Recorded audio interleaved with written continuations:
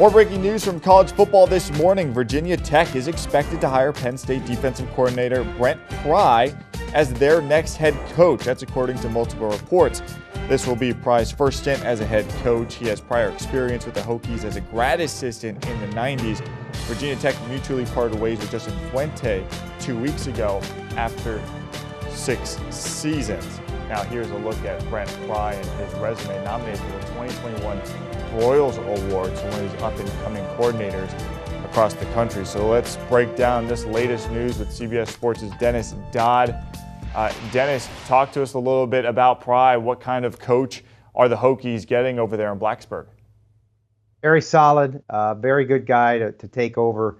Former quarterback for James Franklin at East Stroudsburg State back in the day, took over as defensive coordinator in 2016, and consequently Penn State won the Big Ten that year, went to the Rose Bowl, played USC. Known as a player's coach, I think this year there was problems defensively.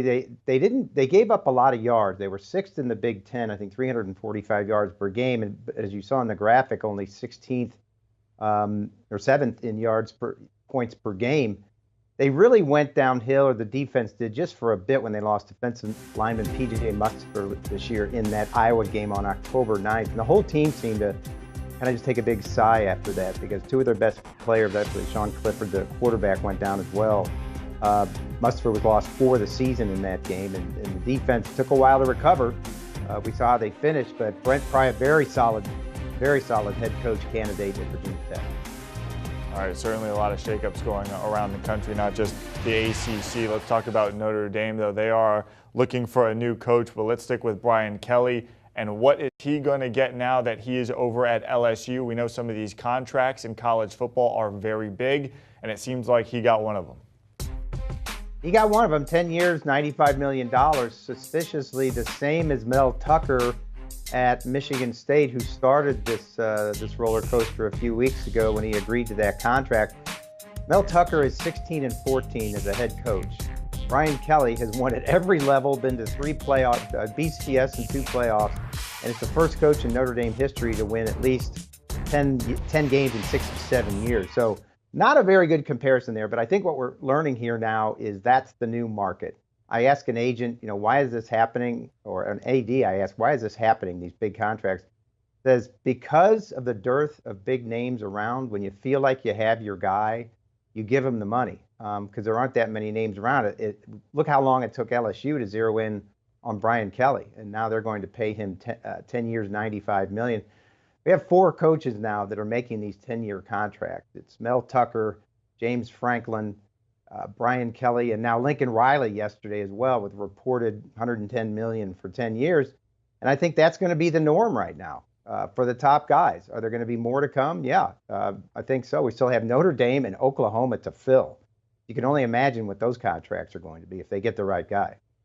Dennis, I think we went into the wrong profession. We probably should have been coaches. But speaking of Notre Dame and the job position they have to fill there, who's going to be the interim in South Bend, and who's their long-term target? Looks like Marcus Freeman, the defensive coordinator who came over from Cincinnati, a long-time experienced defensive coordinator, and is the obvious choice to be the interim. But you're hearing an interesting name for maybe the permanent job, and that's Matt Lafleur of the Packers.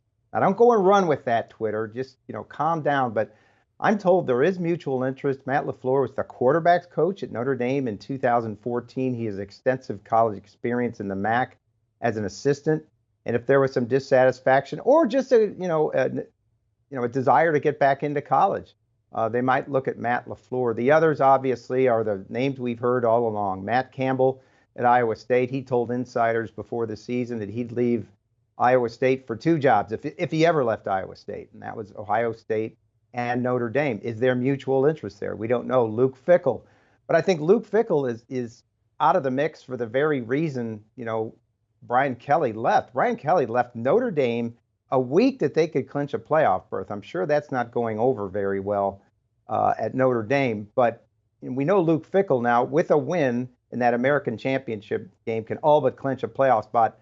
I don't think Notre Dame would be willing to wait, and I don't think Luke Fickell would leave. I think he wants to take this team as far as it can go. All right, Dennis Dodd, thank you so much. As the coaching carousel in college football continues to spin, it seems to get wilder by the minute. Don't forget, check out the Cover 3 podcast covering everything from recruiting to the national championship game. Check it out on our family of podcasts at CBS Sports. Do you want a sports network that delivers everything that matters about the game? The highlights, the picks, the instant analysis, no yelling, no fake debates, no politics.